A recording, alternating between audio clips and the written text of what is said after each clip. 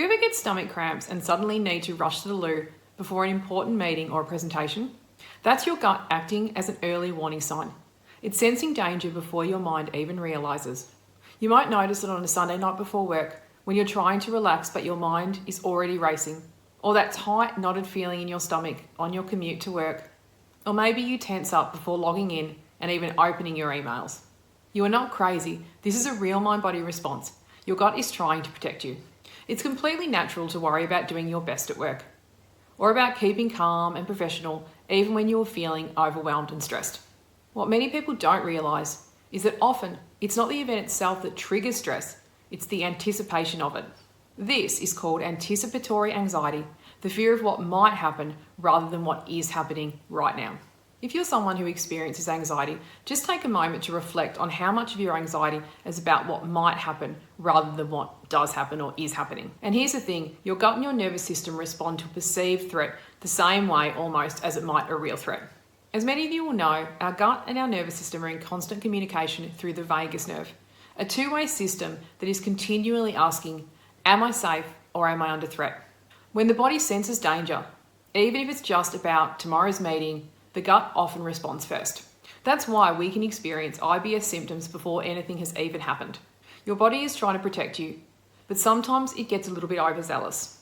What I like to call the jumpy superhero effect. It's rushing in to save you before it's even checked whether you need saving at all. For most of us, work is important. Even if we don't love our job, it often supports our lifestyle and our family. So when something feels uncertain or stressful at work, our nervous system takes it pretty seriously. This often results in feeling a pressure to perform, a fear of making mistakes and judged, particularly if we're someone who tends towards perfectionism. And if you're someone who's conscientious, tends towards people pleasing, and as I said, perfectionistic, your nervous system can easily go into overdrive to keep you safe. It's also worth noting that IBS symptoms don't always happen before something happens. They can also happen after. I certainly remember having jobs in the past that were high workload and high pressure, sure, but when I tended to get symptoms after a day of work, which I didn't notice during the day, was usually when I just had a really busy day, not necessarily high stress, but really busy. And I'd get an ache and a pain in my tummy. And I'd wonder perhaps it was what I ate. But once I realised it was just my body responding to what had gone on during the day, I was able to use a range of strategies to deal with that. Speaking of which, I'd like to take you through a couple of strategies that I like to use in the workplace when you're feeling stressed and when you're worrying about something that might happen. So the first one is simple but not always easy, and it's a no-brainer really, which is just taking time to slow down our breathing, but to be really conscious of it. And to do this, it might be just literally like in breath, I am, out breath, safe. And continuing that a few times, a few cycles, I am safe. In breath, I am, out breath, safe.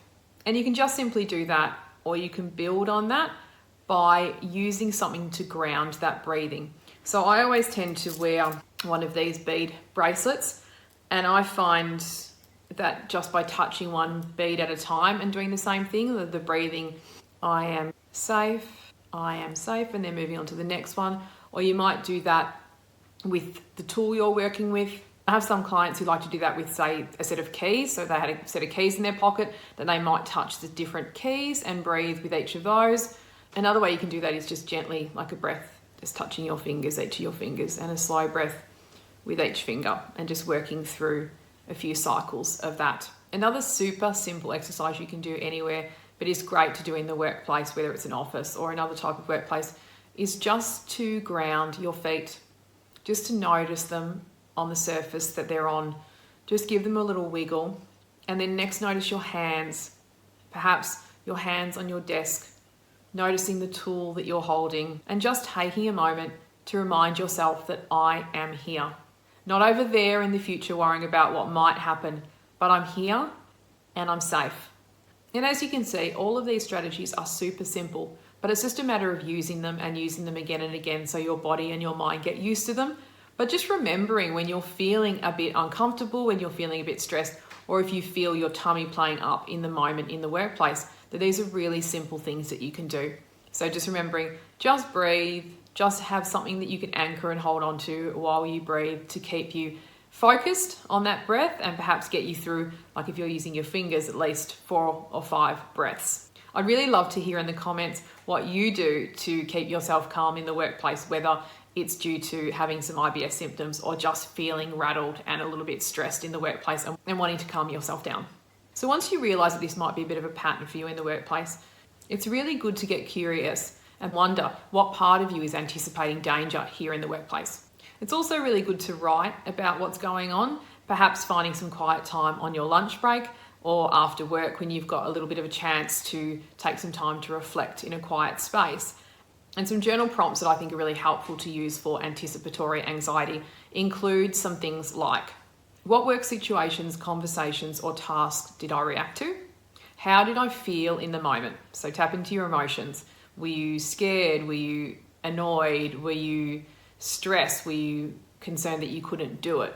So just reflecting on what came up and what you felt in the moment and what emotions are underneath that feeling. And lastly, how did it feel in your body?